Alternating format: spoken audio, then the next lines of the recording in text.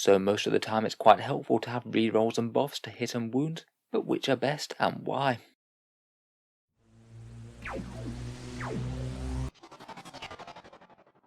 Hello and welcome back to Auspex Tactics, where today we're taking a fairly general look at the maths of buffs to hits and wound rolls.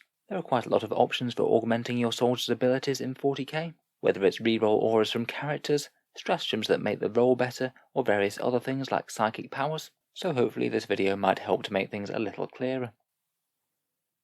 Firstly, perhaps one of the most common buffing abilities is the ability to reroll ones either on the hit roll or the wound roll, things like Space Marine Captains or Lieutenants, Chaos Lords or Death Guard Plague weapons. Interestingly enough, both reroll ones to hit and wound provide the exact same eventual damage buff to your shooting. It essentially amounts to a plus 16.6% increase in the expected damage that your unit would have dealt. It doesn't matter if you were hitting or wounding on a 2+ or a 6+, the percentage change is exactly the same. Though of course if you were going to have easy successes already, say hitting or wounding on 2s, it will generally be a bigger absolute increase because the number of successes that you were going to get in the first place was higher. That's probably a fairly complicated way of saying something that's common sense. Obviously you want your hits and wounds buffs to go on the units that are the biggest and have the most damage potential. Far better to get reroll ones to hit and wound on a big unit of Hellblasters with loads of plasma guns, compared with some bog standard tactical marines with bolters. It seems to be a fairly common fallacy that comes up fairly often that reroll ones to hit are more powerful than reroll ones to wound, but in terms of the actual eventual damage output, they're exactly the same. For example, if you had 36 shots hitting on a 4+ and wounding on a 4+, if that unit had reroll ones to hit, you'd get 21 hits after accounting for the rerolls, and then that would average 10.5 wounds. On the other hand, if that same unit had reroll ones to wound, you'd average 18 hits, half of 36, and then again you'd average 10.5 wounds on your target after having rerolled 3 wound rolls of 1. You are rerolling more dice in the first example, but that doesn't make any difference to your eventual damage output. The results are exactly the same. It does mean that point for point, because Primaris Lieutenants are a bit cheaper than Captains, if literally all you want is a reroll damage buff, you're better off going after the Lieutenant, as they provide the same potential damage buff for a little bit cheaper. Obviously that's leaving aside other things such as increased combat potential. There are some things that do make a bit of a difference though. Of course rerolling hits is great if you're overcharging plasma guns or anything that can do damage to yourself on ones, and some weapons already have built-in rerolls or bypass one of the rolls completely. There's no point in having reroll ones to hit on flamers, as of course they never need to roll to hit. The same for reroll ones to wound on lightning claws, they're going to be rerolling all wound rolls anyway. In general though, the damage output for these ones is small but meaningful. If you are only buffing 1 or 2 units, if literally all that you want is more damage output, it might well be worth just getting more bodies.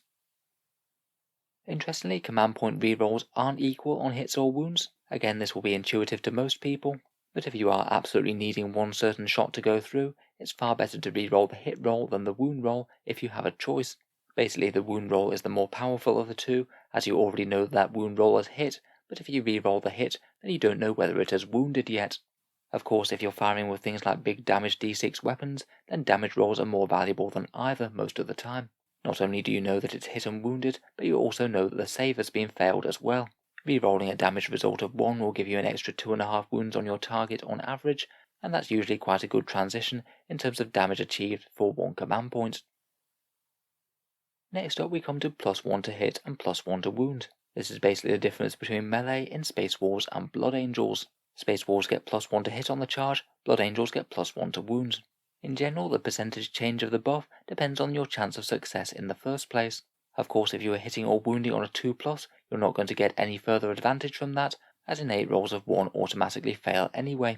It's a +25% increase if you are hitting on a 3+ already, a big +33% increase if you're hitting on a 4+, and then even bigger on 5+ or 6s. Basically, these +1 buffs are really good on anything that didn't have a great chance of making the roll in the first place. For example, +1 to hit on a guardsman hitting on a 4+ is going to be a bigger percentage change than a Space Marine hitting on a 3. It does mean that percentage-wise, the hit buff for Marines and most Space Wolves is +25%, though it does mean that it's extra good on things like Thunderhammers or Power Fists, which would usually be hitting on 4s, as the relative percentage change is a bit better. I'll admit there's not loads in it, but it really does make Space Wolves synergize amazingly with those type of weapons. In general, out of the two though, I'd argue that the +1 to wound is stronger than the +1 to hit. Quite a lot of the time with wound rolls you are going to be wounding on a 3 or a 4 anyway, so that might be really quite similar to Space Wolves buffs, but if you are going after something that's a bit harder to bring down and you need to wound on a 5+, then +1 to wound will make you far more effective against those targets. It's one of the reasons that Sanguinary Guard for Blood Angels are just awesome against everything at the moment. They're strength 5, so they'll even be wounding things that are toughness 8 on a 4+, with good AP and damage. It can basically be a good way of making your units effective, no matter what they attack. Finally, we come to full rerolls to hit and wound.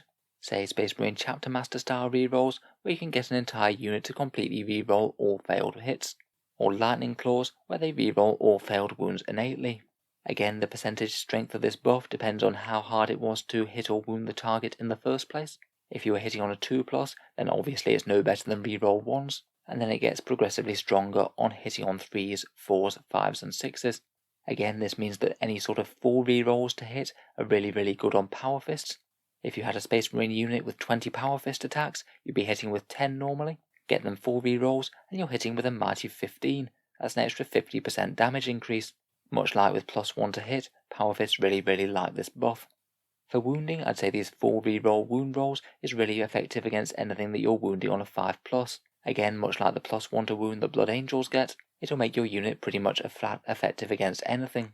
Space Marines with Lightning Claws are a good example. They'll be able to stack decent wounds on even vehicles that are toughness 7, and it can make Death Guard units in combat really brutal if they have a Warlord with the Arch Contaminator trait nearby. It basically kind of breaks the wound table. If you're at least strength 5 and getting 4 rerolls to wound, then you're wounding everything that's toughness 8 downwards over half the time. So I'm sure that quite a lot of that is just going a little bit overboard explaining things that are already intuitive, but the main things I'd take away are that reroll 1s to hit and wound are essentially the same. Command rerolls are better on wound rolls and better yet on damage rolls. I'd argue that +1 to wound is a little bit better than +1 to hit, though it does depend on exactly what's doing the shooting and what you're attacking. And full rerolls are better on things that have slightly worse chance of success, particularly -1 to hit weapons such as Power Fists, and letting strength 4 and 5 units strike far above their weight against heavy hitters. Anyway, it's been quite fun to look into the maths of dice rolls a little bit more. If there's any other subjects similar to this that you'd like to see covered from a mathsy point of view, please let me know down in the comments below.